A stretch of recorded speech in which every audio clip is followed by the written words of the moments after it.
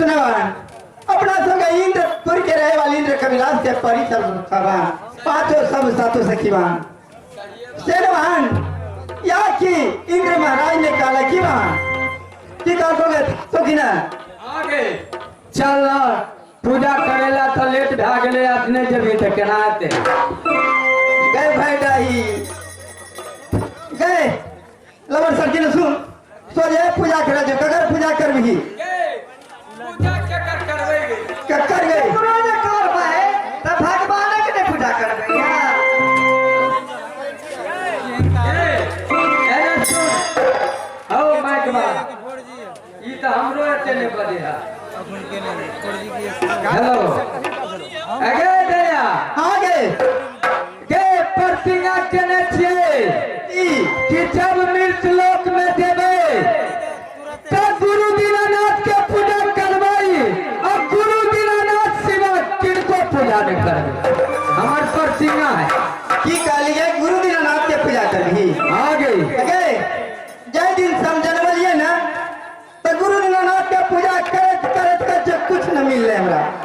आगे तो तू अपना मन के बात कर हमरा अपना मन के बात है कह दैया हमार की जो विचार भी लिखी कि कल शिव गुरु के पूजा करब नहीं गए पूजा नहीं ये बात भैया ने सकिए कि सब सखी के बीच में सब सखी ने प्रतिज्ञा खेली कि हे बहन जब तक कि हम सब मृत्यु लोक में चल जेब तब गुरु दीनानाथ के पूजा करब के लिए तो गुरु दीनानाथ सामने में रहे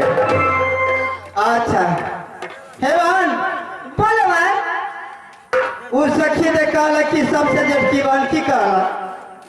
कि गुरु दीनानाथ के पूजा करवे और दोसर शिव किनको पूजा हमने करब तो और की विचार है गुरु दीनानाथ के पूजा करवे कि शिव गुरु के पूजा करवे से बोले हे भाई हमर हाथ में ते शिव कंगन छै अच्छा हम जन्म से जहिया से खड़ा भेली त हम शिव गुरु के पूजा करै छी क्लासो करै छी त शिव गुरु के पूजा करै छी और की आ दीनानाथ हो हाथ छै शिव गुरु के हाथ छै एक डबल बोले एकटा शिव गुरु के भी गुरु के करबे जो तोरा दोनों के है तू दोनों कहल के कि जेकर बहुमत हो जे ओकर जीते थे गे तोहर बहुमत टूट जेते ने बेसी तो हम तोरे घरे जेबे अच्छा अच्छा पूछा दे पहले एकरा से ये कथा वाली चौबीसनपुर वाली के पूछा दे हां ये कह दिया गए शिव गुरु के पूजा करबी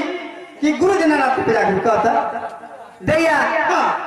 आखिर तो भगवान कोनो भगवान छी ने हम वो दीनानाथ के पूजा करबे लवर सट की जो सर लग बिजलियो तो ओकरे दी दैया लवर सट की बना दे हमरा ने सब की गए भेटोगी गए बेली वाली दैया की बोलो पहना हे बहन बोला तू शिव गुरु के पूजा करबे कि गुरु दीनानाथ के पूजा करबे बहन बोला था हे भाई हां शिव गुरु के पूजा करे के थक गेली भैया बुझलिए आप दीनानाथ के पूजा करो दीनानाथ के गए जो भैया डाई कौन रहा अगे ये छपरारी वाली छे छोटकी दैया छपरारी वाली दैया हमारे तो सबसे छोट बहन तो ही सुने दिया बहुत दुलारी है दैया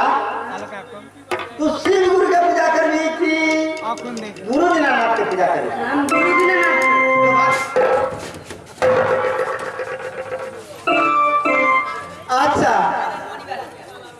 अब ये रह गए तिररबोनी वाली के पूछे छे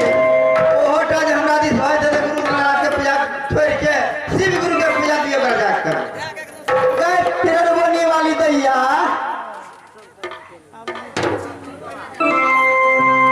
गए गुरु के पूजा करबी कि शिव गुरु के पूजा करबी दे आगे तिररबोनी वाली हम शिव गुरु के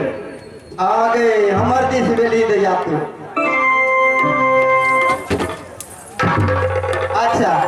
हम तो भेलिए दू बहन आ ई सब क्या करा 1 2 3 4 अच्छा गदिया गए अन सुन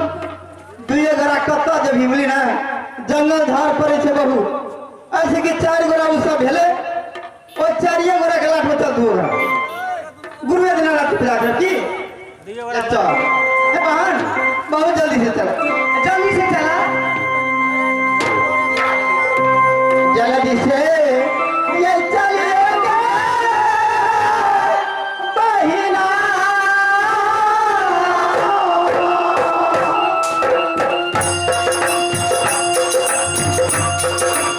आ गई शिवा को आका के मंदिरा में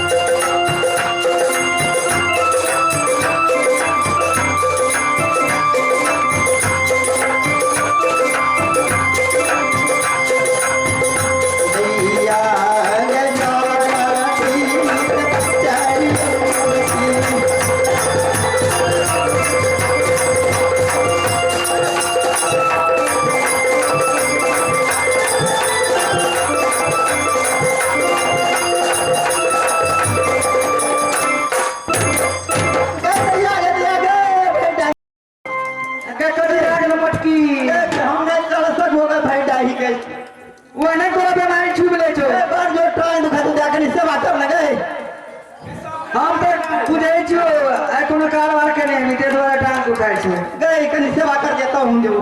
ले लिया कनी सेवा कर दे जेठ बहन छियो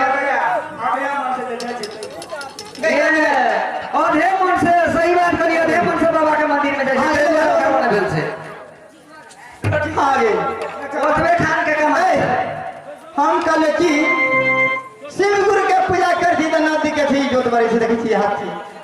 आ तोरे देखल की गुरु देवनाथ के पूजा करबे चले त चलत के चमक टांग खाई के ले दिया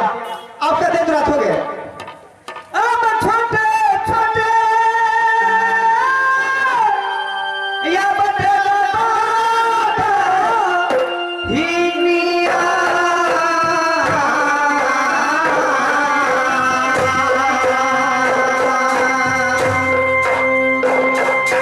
या बगई दिया में मारिया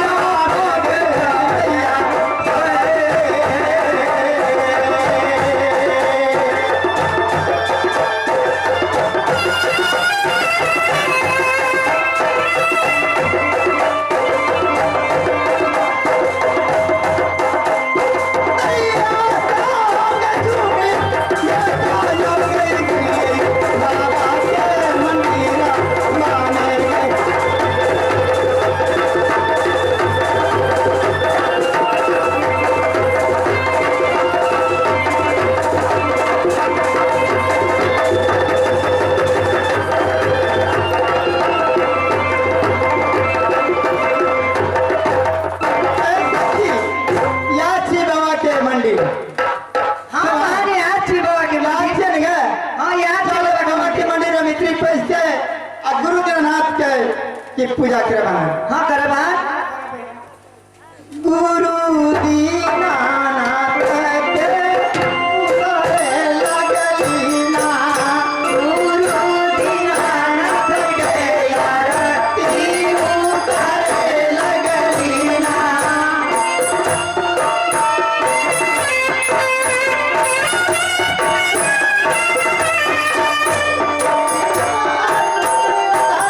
लगली ना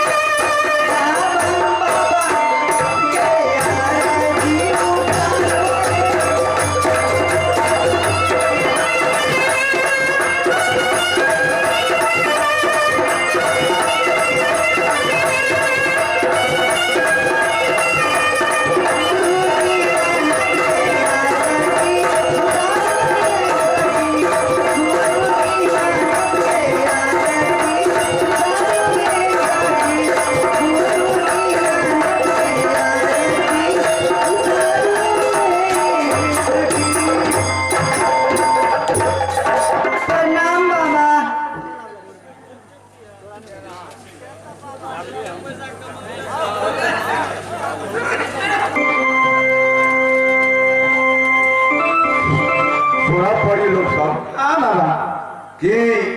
तो सबके भक्ति पर गुरु दीनानाथ खुश रेड्डी मानव वरदान तो की मांग रहल है बेटी। कि बाबा बोला। हम तब से कुछ नहीं मांगे थे बाबा। हाँ हिया के मांगे थे हम सब वरदान की पांचों समझ की जब से हम सब इंद्र कविलास से मृत्यु लोक में ये थी कि आज की मृत्यु लोक में हम सब दिन की नाच से गानी की करब और की सब बाबू भैया सबसे जस मिलक चाहिए या की वरदान हम मांगे थे गुरु महाराज। ये समान हो बेटी, समान हो बाबा अपने बात नहीं छे कि बाबा जय मानव से पूर्ति भाई तो सदा के लिए बेटी। ठीक है बाबा, प्रणाम करे छी बाबा। ये मास बाबा बोला। गुरुदेव ये मास रहा बेटी। गुरुदेव बोला। ए हम सब सखीले प्रतिज्ञा रखने चली ए मां। गुरु दीनानाथ के पूजा करब हाँ। तो हमरा सब सखी के मनोकामना अवश्य गुरु दीनानाथ पूरा करब। सही बात बेटी कि जे तोरा सबके मनसा निर्भर पर गुरु दीनानाथ पूर्ति करे वाला तैयार है।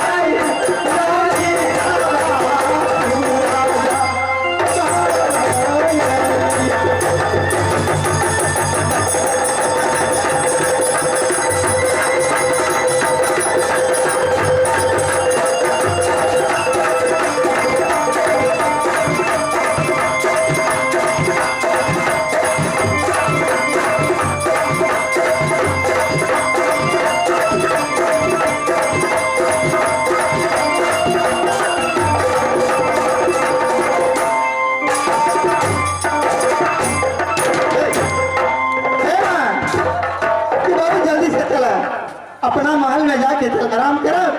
ये बाबा के मांगे के चले मान तब अपना सो के मन कबल पूरा करत के बाद आगे दैया चला बहुत जल्दी। अब तो अपना सबके वीडियो विधान भइए गेले। आ घर में मैया बाबू इंतजार से करे थे हां बा कि हमर बेटी गेले गुरु दीनानाथ के पूजा करे ले अखन तक नहीं दे गए। ते द्वारे अपना बहुत जल्दी से चल चला बहन बहुत जल्दी।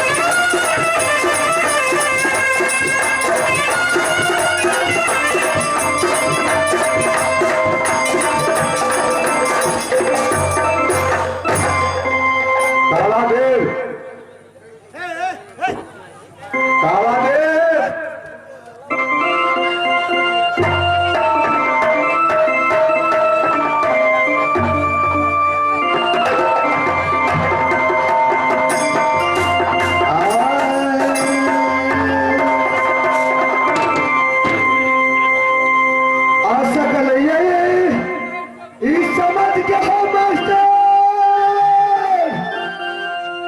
आहो नगरी में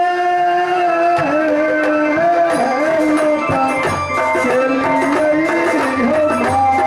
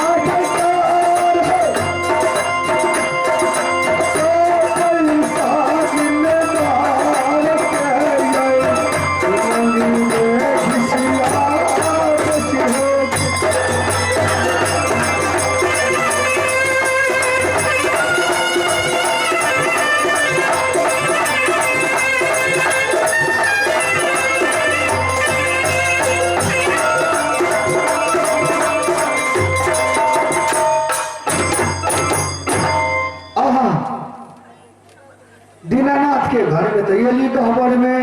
दीनानाथ के में देख रहा छिए। पहले हम गहबर में देखे छी दीनानाथ के, पहले हम कुमरिया गहबर में देखे छी दीनानाथ यश के लिए